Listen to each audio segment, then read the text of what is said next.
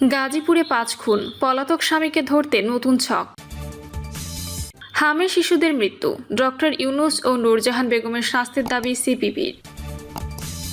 সীমান্তে 2 বাংলাদেশি নিহত, সরকারের দুর্বল পররাষ্ট্রনীতিকে দায়ী করল জামায়াত। এবং সর্বশেষ জানাবো, দেশে খুন খারাপি কমছেই না, জনমনে আতঙ্ক। দর্শক শুনছিলেন সংবাদ শিরোনাম, এবার জানিয়ে দিব বিস্তারিত সংবাদ। তবে তার আগে অনুরোধ থাকবে ভিডিওটিতে একটি লাইক দিন এবং ভিডিও সম্পর্কে আপনাদের গুরুত্বপূর্ণ মতামত কমেন্ট করে জানিয়ে দিন। গাজীপুরে 5 খুন, পলাতক স্বামীকে ধরতে নতুন ছক।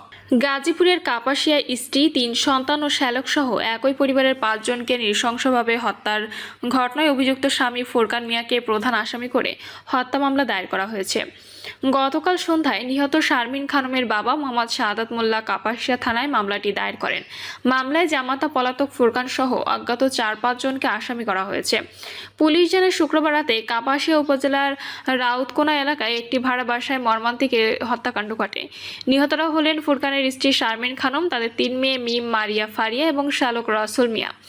স্থানীয় সূত্র ও পুলিশের প্রাথমিক তদন্তে জানা গেছে, অভিযুক্ত ফোরকান পরিবারের সদস্যদের খাবারের সঙ্গে চেতনানাশক মিশিয়ে খাওয়ানোর পর গভীর রাতে ধারালো অস্ত্র দিয়ে একে একে তাদের হত্যা করে পালিয়ে যায়। শনিবার সকালে প্রতিবেশীরা বিষয়টি টের পেয়ে পুলিশে খবর দিলে পুলিশ ঘটনাস্থল থেকে 5 জনের মরদেহ উদ্ধার করে ময়নাতদন্তের জন্য গাজীপুর শহীদ তাজউদ্দিন আহমেদ মেডিকেল কলেজ হাসপাতালের মর্গে পাঠায়। ঘটনাস্থল থেকে একটি লিখিত কাগজ উদ্ধার করে পুলিশ। সেখানে পারিবারিক বিরোধ, অর্থনৈতিক দ্বন্দ্ব ও স্ত্রীর বিরুদ্ধে বিভিন্ন অভিযোগের কথা উল্লেখ করে বলায় জানা গেছে। তবে অভিযোগের সত্যতা এখনও নিশ্চিত করা যায়নি। কাপাসিয়া থানার ভারপ্রাপ্ত কর্মকর্তা জানান, অভিযুক্ত ফোরকান বর্তমানে পলাতক রয়েছে। তাকে গ্রেপ্তারে পুলিশের একাধিক টিম বিভিন্ন কৌশলে অভিযান চালাচ্ছে। হত্যাকাণ্ডের প্রকৃত কারণ উদ্ঘাটনের তদন্ত অব্যাহত রয়েছে। এই ঘটনায় এলাকা জুড়ে চাঞ্চল্যের সৃষ্টি হয়েছে। উল্লেখ্য, পারিবারিক কলহের জেরে ফোরকান এই নৃশংস হত্যাকাণ্ড ঘটাতে পারেন বলে প্রাথমিকভাবে ধারণা করছে পুলিশ। ঘটনার পর থেকেই ফোরকান পলাতক আছেন। হামে শিশুদের মৃত্যু, ডক্টর ইউনুস ও নূরজাহান বেগমের শাস্তির দাবি সিপিবির। সাবেক অন্তর্বর্তীকালীন সরকারের অবহেলায় হামে আক্রান্ত হয়ে 3 শতাধিক শিশুর মৃত্যু হয়েছে বলে অভিযোগ করেছেন বাংলাদেশের কমিউনিস্ট পার্টির সাবেক সাধারণ সম্পাদক রহিন হোসেন প্রিন্স। তিনি বলেন, ইউনুস সরকারের গাফিলতিতে এই ঘটনা ঘটছে বলে বিশেষজ্ঞরা তথ্য প্রমাণ সহ বলেছেন। অন্যান্য অনেক বিষয়ের সঙ্গে শিশুদের টিকাদান কর্মসূচিতে বিশ্বে দৃষ্টান্ত স্থাপন করেছে বাংলাদেশ, কিন্তু ইউনুস সরকারের অবহেলায় এতগুলো শিশু মৃত্যুর ঘটনা ঘটল। অন্তর্বর্তীকালীন সরকারের প্রধান উপদেষ্টা ডক্টর মোহাম্মদ ইউনুস এবং স্বাস্থ্য উপদেষ্টা নূরজাহান বেগম সহ সংশ্লিষ্টদের বিচারের দাবি জানান প্রিন্স। আজ শনিবার দুপুরে রাজধানীর পুরানপল্টনে বাংলাদেশের কমিউনিস্ট পার্টি পল্টন শাখার উদ্যোগে আয়োজিত সমাবেশে তিনি এসব কথা বলেন। এ সময় সরকারের সমালোচনা করে প্রিন্স বলেন, রহস্যজনক কারণে দোষীদের বিষয়ে সরকার নীরব ভূমিকা পালন করছে। প্রিন্স বলেন, জাতীয় সংসদে সরকারি ও বিরোধী দল মিলে অনেক অপ্রয়োজনীয় হাস্যরসের কথা বলে সময় নষ্ট করলেও এ ধরনের জনগুরুত্বপূর্ণ বিষয়ে পর্যাপ্ত আলোচনা হলো না। হামে আক্রান্ত হওয়ার পর পর্যাপ্ত আইসিইউ সাপোর্ট না পাওয়ার কারণে অনেক শিশুর মৃত্যু হয়েছে।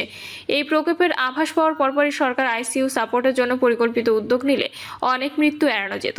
সিপিপির এ নেতা বলেন, দেশে বেকারত্ব, দরিদ্র মানুষের সংখ্যা বেড়েছে, চিকিৎসা সেবার জন্য জায়গা জমি বিক্রি করতে বাধ্য হচ্ছে, ফলে প্রতি বছর লাখ লাখ মানুষ দরিদ্র হয়ে যাচ্ছে।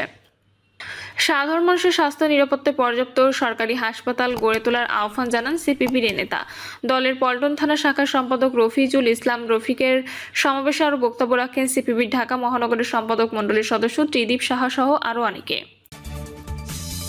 সীমান্তে 2 বাংলাদেশি নিহত, সরকারের দুর্বল পররাষ্ট্রনীতিকে দায়ী করল জামায়াত। ব্রাহ্মণবাড়িয়ার কসবা সীমান্তে ভারতীয় সীমান্তরক্ষী বাহিনীর গুলিতে 2 বাংলাদেশি নিহতের ঘটনায় গভীর উদ্বেগ প্রকাশ করে তীব্র নিন্দা জানিয়েছেন বাংলাদেশ জামায়াত ইসলামী।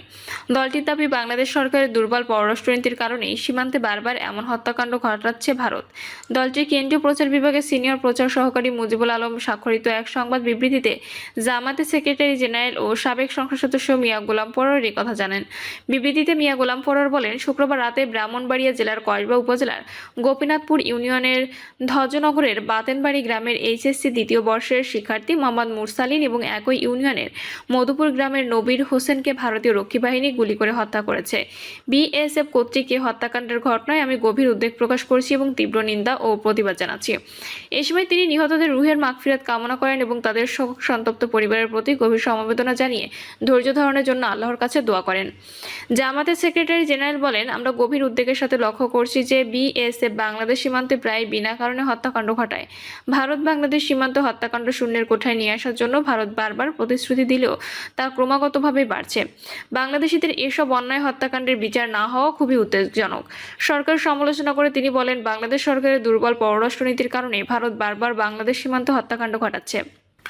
বাংলাদেশের জনগণ সবসময় প্রতিবেশীদের কাছে বন্ধুসুলভ আচরণ কামনা করে জানিয়ে বিবৃতিতে আরও বলা হয়, আমরা আশা প্রকাশ করছি ভারত সরকার সীমান্তে অনাকাঙ্ক্ষিত হত্যাকাণ্ড বন্ধ করবে এবং মোহাম্মদ মুরসালিন ও নবী হোসেন সহ অদ্যাবধি সংঘটিত সকল হত্যাকাণ্ডের সুষ্ঠু ও নিরপেক্ষ তদন্ত করে দোষীদের বিরুদ্ধে আইনানুগ ব্যবস্থা নেবে। একই সঙ্গে এ বিষয়ে প্রয়োজনীয় ও কঠোর পদক্ষেপ গ্রহণ করতে বাংলাদেশ সরকারের প্রতি উদাত্ত আহ্বান জানান জামায়াতের এই শীর্ষ নেতা।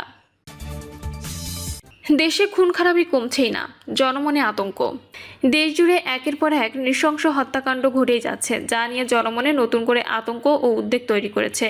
পারিবারিক বিরোধ, সামাজিক দ্বন্দ্ব, রাজনৈতিক সহিংসতা, আধিপত্য বিস্তার এবং ব্যক্তিগত প্রতিশোধ বিভিন্ন কারণেই ঘটছে এসব হত্যাকাণ্ড। বিশেষজ্ঞরা বলছেন, সহিংসতার ধরন বদলাচ্ছে। অনেক ক্ষেত্রে ঘনিষ্ঠ সম্পর্কের মানুষই পরিণত হচ্ছেন হত্যার শিকার ও অভিযুক্তে, যা সামাজিক অবক্ষয়ের গভীর সংকেত দিচ্ছে। মানবাধিকার সংস্থা হিউম্যান রাইটস সাপোর্ট সোসাইটির তথ্য অনুযায়ী শুধু এপ্রিল মাসে রাজনৈতিক সহিংসতায় নিহত হয়েছেন 6 জন, মব সহিংসতায় নিহত 22 জন এবং পারিবারিক সহিংসতায় শিকার হয়ে নিহত হয়েছেন 294 জন নারী ও শিশু। চলতি বছরের জানুয়ারি থেকে মার্চ পর্যন্ত 3 মাসে রাজনৈতিক সহিংসতায় নিহত হয়েছেন 36 জন এবং মব সহিংসতায় প্রাণ হারিয়েছেন 49 জন। একই সময় অন্তত 9 নারী ও শিশুকে ধর্ষণের পর হত্যা করা হয়েছে। পুলিশ সদর দপ্তরের তথ্য অনুযায়ী গত ফেব্রুয়ারি থেকে এপ্রিল পর্যন্ত 3 মাসে শুধু রাজনীতিতেই 57টি হত্যা মামলা দায়ের হয়েছে। মানবাধিকার সংগঠনগুলোর পরিসংখ্যান বলছে, 2024 সালের জানুয়ারি থেকে মার্চ পর্যন্ত দেশে প্রায় 750 থেকে 770টি হত্যাকাণ্ড ঘটেছে, অর্থাৎ গড়ে প্রতি মাসে প্রায় 250টি হত্যার ঘটনা ঘটেছে। একই বছরের আগস্ট থেকে অক্টোবর পর্যন্ত কিশোর গ্যাং সংঘর্ষ, জমিজমা বিরোধ ও আধিপত্য বিস্তারকে কেন্দ্র করে অন্তত 840 জন নিহত হয়। 2025 সালের প্রথম 3 মাসেও হত্যাকাণ্ডের সংখ্যা 800 ছাড়িয়ে গেছে। এসব ঘটনার পেছনে পরিকল্পিত হত্যা, মাদক ব্যবসা, চাঁদাবাজি ও ব্যক্তিগত দ্বন্দ্ব বড় কারণ হিসেবে উঠে এসেছে। HRSS এর নির্বাহী পরিচালক ইজাজুল ইসলাম বলেন, অপরাধ সংগঠনের পর দ্রুত বিচার না হওয়ায় অপরাধীদের মধ্যে ভয় কমে যাচ্ছে। রাজনৈতিক সহিংসতা, গণপিটুনি, নারী ও শিশু নির্যাতন নতুন করে উদ্বেগ সৃষ্টি করেছে। তিনি অপরাধীদের দ্রুত গ্রেপ্তার ও দৃষ্টান্তমূলক শাস্তি নিশ্চিত করার উপর জোর দেন।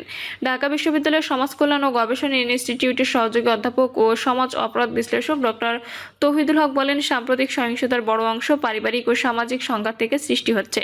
পারিবারিক মূল্যবোধের অবক্ষয়, অর্থনৈতিক বিরোধ, সমাজজনিত সম্পর্কজনিত দ্বন্দ্ব এবং সামাজিক সহনশীলতার ঘাটতি সহিংসতাকে উস্কে দিচ্ছে। তার মতে উদ্বেগজনক বিষয় হলো, অনেক ক্ষেত্রে হত্যাকাণ্ডে জড়িত ব্যক্তি ভুক্তভোগীর ঘনিষ্ঠ আত্মীয় বা পরিচিত জন। এটি সামাজিক সম্পর্কের কাঠামোগত দুর্বলতার ইঙ্গিত দেয়। দ্রুত বিচার ও কার্যকর আইনগত ব্যবস্থা দৃশ্যমান না হলে সহিংসতা কমানো কঠিন হবে। ঢাকা মহানগর পুলিশের অতিরিক্ত কমিশনার শফিকুল ইসলাম বলেন, প্রতিটি হত্যাকাণ্ডই দুঃখজনক। পারিবারিক সহিংসতার ঘটনা আগে থেকে প্রতিরোধ করা অনেক সময় কঠিন হলেও পুলিশ প্রতিটি ঘটনাকে গুরুত্ব দিয়ে তদন্ত করছে এবং অপরাধীদের গ্রেপ্তার করে বিচারের আওতায় আনতে কাজ করছে। দেশের সামগ্রিক আইন শৃঙ্খলা পরিস্থিতির বিষয়ে সম্প্রতি স্বরাষ্ট্রমন্ত্রী সালাউদ্দিন আহমেদ সাংবাদিকদের বলেছেন, বর্তমানে দেশে আইন শৃঙ্খলা পরিস্থিতির অনেক উন্নতি হয়েছে। দেশের আইন শৃঙ্খলা পরিস্থিতি উন্নয়ন এবং জনমনের স্বস্তি ফিরিয়ে আনতে সরকার অত্যন্ত কঠোর ও আইনানুগ অবস্থানে রয়েছে। তিনি বলেন, প্রকৃত অপরাধীদের আইনের আওতায় আনতে হবে। একই সঙ্গে নিরপরাধ কেউ যেন হয়রানির শিকার না হয় সেই বিষয়ে পুলিশকে সর্বোচ্চ সতর্ক থাকতে হবে।